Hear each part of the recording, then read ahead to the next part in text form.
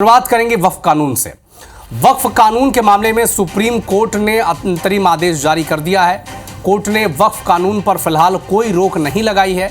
सरकार को इस मामले में जवाब देने के लिए 7 दिन का समय भी दिया गया है। कोर्ट ने कहा है कि जब तक वक्फ बोर्ड काउंसिल में कोई नई नियुक्ति ना हो और रजिस्टर्ड संपत्ति पहले की तरह बनी रहे। बुधवार को सुप्रीम कोर्ट ने सुनवाई के दौरान जो आदेश दिया उसकी 3 बड़ी बातें रही। क्या वो बड़ी बातें हैं वो भी आपको बताते हैं। पहली बड़ी बात यह है कि वक्फ बोर्ड पर केंद्र के जवाब तक वक्फ की संपत्ति की स्थिति नहीं बदलेगी, यानी जो थी वही रहेगी। दूसरा, कोर्ट से वक्फ घोषित संपत्ति डी नोटिफाई नहीं होगी। और तीसरा ये कि वक्फ बोर्ड और केंद्रीय वक्फ परिषद में कोई नियुक्ति नहीं होगी। तो देखिए, केंद्रीय वक्फ परिषद में किसी की नियुक्ति नहीं होगी जब तक सुप्रीम कोर्ट अगली सुनवाई न कर ले। सरकार की तरफ से पेश हुए सॉलिसिटर जनरल तुषार मेहता ने कोर्ट को भरोसा दिया कि सरकार फिलहाल कोई नई नियुक्ति नहीं करने को जा रहा है। अब इसकी अगली सुनवाई 5 मई को होगी। अब जाहिर है सुप्रीम कोर्ट में नए वक्फ कानून के खिलाफ 70 से ज़्यादा याचिकाएं दायर हैं। कोर्ट में इसकी वैधता को चुनौती दी गई है और याचिका में दावा किया गया है कि वक्फ संशोधन कानून मुसलमानों के मौलिक अधिकारों का उल्लंघन करता है।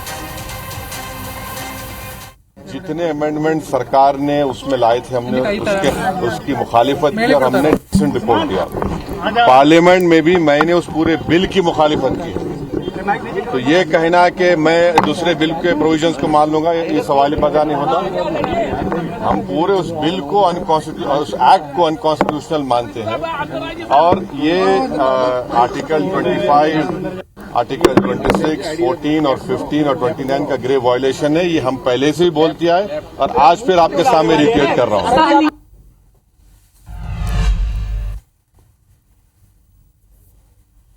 वक्फ काउंसिल या वक्फ बोर्ड में कोई भी अपॉइंटमेंट, बल्कि उन्होंने स्टे नहीं किया है। जो भारत सरकार के सॉलिसिटर जनरल है उन्होंने अपना स्टेटमेंट दिया है कि अगली तारीख तो काउंसिल में न वक्फ बोर्ड में कोई अपॉइंटमेंट जो संशोधित कानून है उसके अनुसार किया जाएगा।